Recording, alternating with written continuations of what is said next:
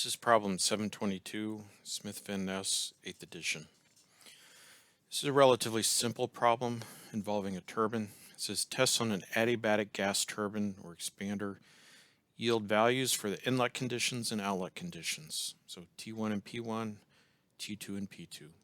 Assuming ideal gases with constant heat capacities determine the turbine efficiency for the following case. And we'll look at case A, where T1 is 500 K, P1 is 6 bar, T2 is 371 K, P2 is 1.2 bar. We have a constant heat capacity of 7/2 times R. So we want to find the turbine efficiency for this. So this means this is a first and second law problem. From the first law, if you look, the conditions we're given are the actual conditions. So that will be our actual work or turbine output.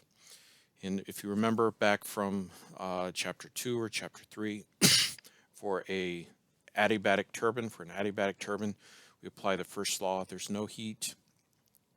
The heat loss is negligible. We get delta H is equal to the shaft work. Once we know the real work from these conditions,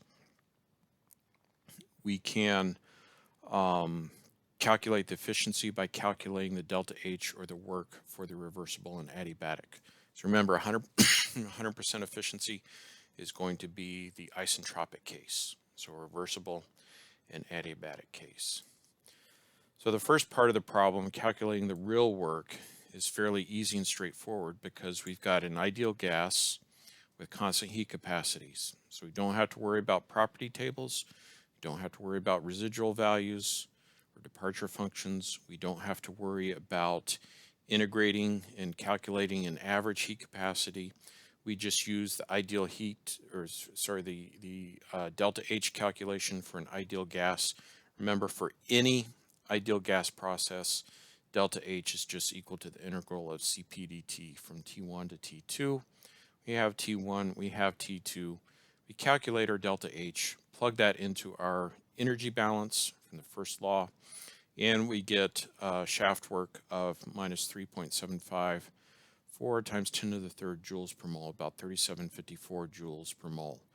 Notice this is negative, and that makes sense because in this case our system is doing work on the surroundings. We're producing work.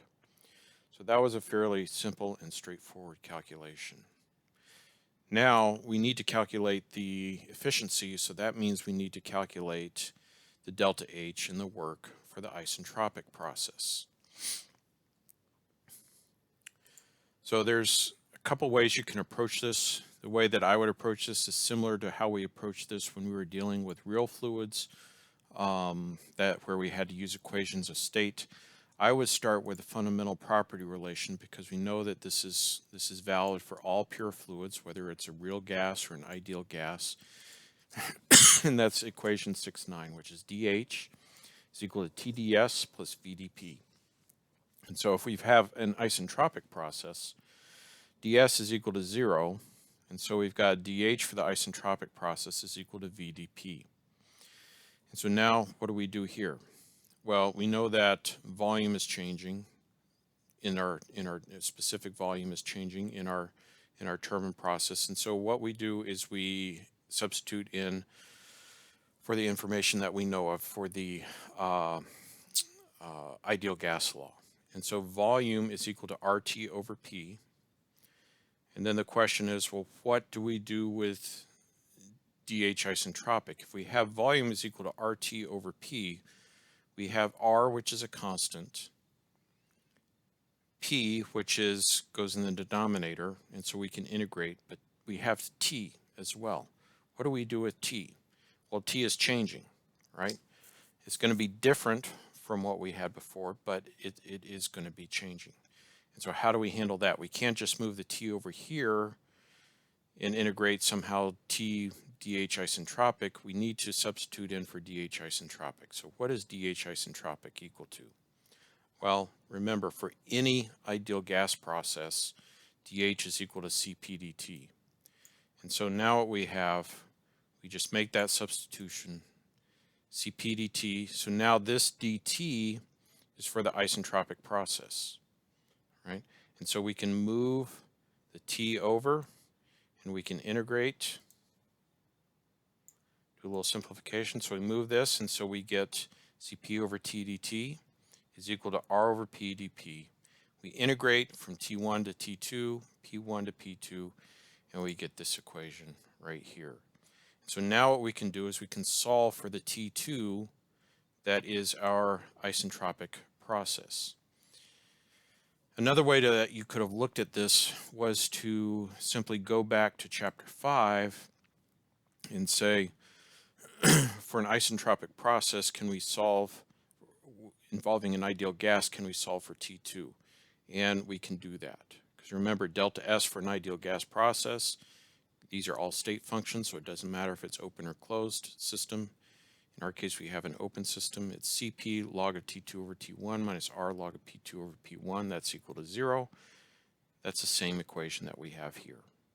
And so that's just a check you can use, and just to also illustrate the fact that these fundamental property relations that we had in Chapter 6 are entirely consistent with everything else that we derived previous to that.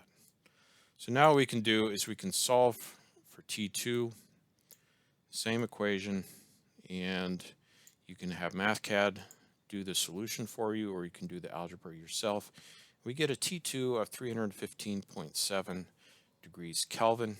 You'll notice this is quite a bit lower than the T2 for the real operation, and that's to be expected because now we have a turbine that's operating with 100% efficiency.